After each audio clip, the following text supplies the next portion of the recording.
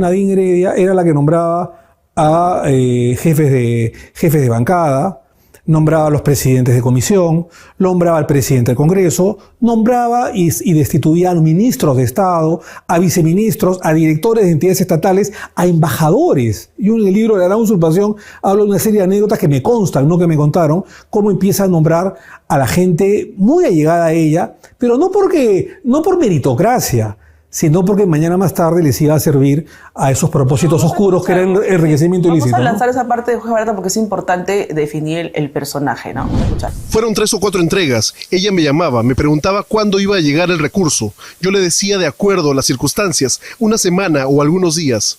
La presión era grande, porque necesitaban para campaña. Yo llegaba, ella me pregunta cuánto había.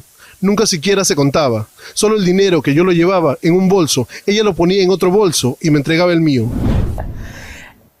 En efecto, Barata lo reconoce. Ahora, tú mencionas también el poder en tu libro, La Gran Usurpación, el poder de ella, porque en el audio que graban en una reunión en el Ministerio de Defensa, entiendo, a Cateriano. Es una grabación de una grabadora, no es un chuponeo telefónico, es una grabadora que ponen en la mesa de Cateriano y que no se escucha al interlocutor con el que habla Pedro Cateriano. Hay una hipótesis incluso, sí, una hipótesis que de la luz verde, del audio luz verde que manejamos los periodistas y que es la siguiente.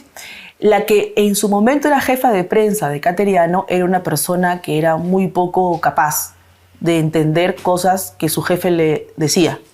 Entonces, cada vez que se reunía con Cateriano, grababa todo lo que él le indicaba. Entonces, como era un poco incapaz de entender y de resolver con unas simples anotaciones, tenía que grabar para que no se le pase nada de lo que él quería, porque era una persona complicada. Un día quería A, otro día B, y él era tan lleno de ego que paseaba mucho por la información. O sea, no daba órdenes directas. Lo cierto del caso... Manda a desgrabar ella...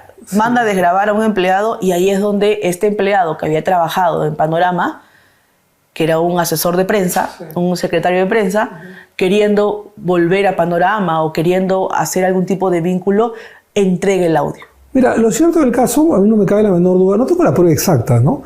Que ahí hubo un pacto colusorio del ministro de Defensa, Cateriano, que luego se quiere hacer la Santa Paloma, exactamente, con su partido, y hablar, y está especializado en hablar y escribir sobre Alan García, qué sé yo. Bueno, obsesionado. Ese es su tema, yo no lo voy a criticar por eso.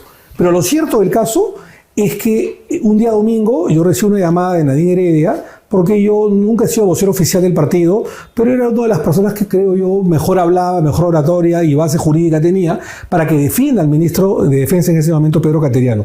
Y te hablo hasta la fecha, me parece que fue en mayo, julio del 2013.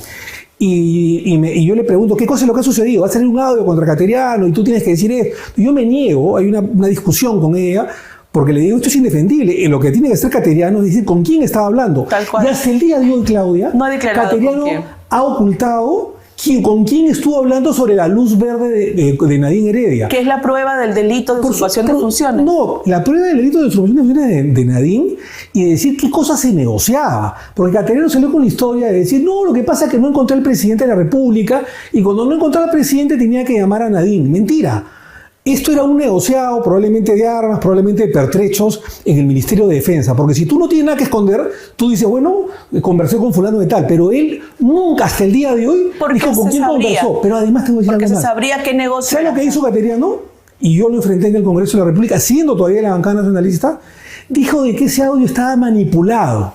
Y entregó un peritaje policial. Obviamente la policía en ese momento no iba pues a emitir un peritaje en contra del gobierno. Era un peritaje manipulado, un peritaje por parte de gente de la policía que con orden del presidente de la República tenía que decir que el audio fue editado, que fue manipulado. Vamos a escuchar el audio no es manipulado. Y por eso Cateriano nunca declaró quién era con quién conversaba. Vamos a escuchar el audio.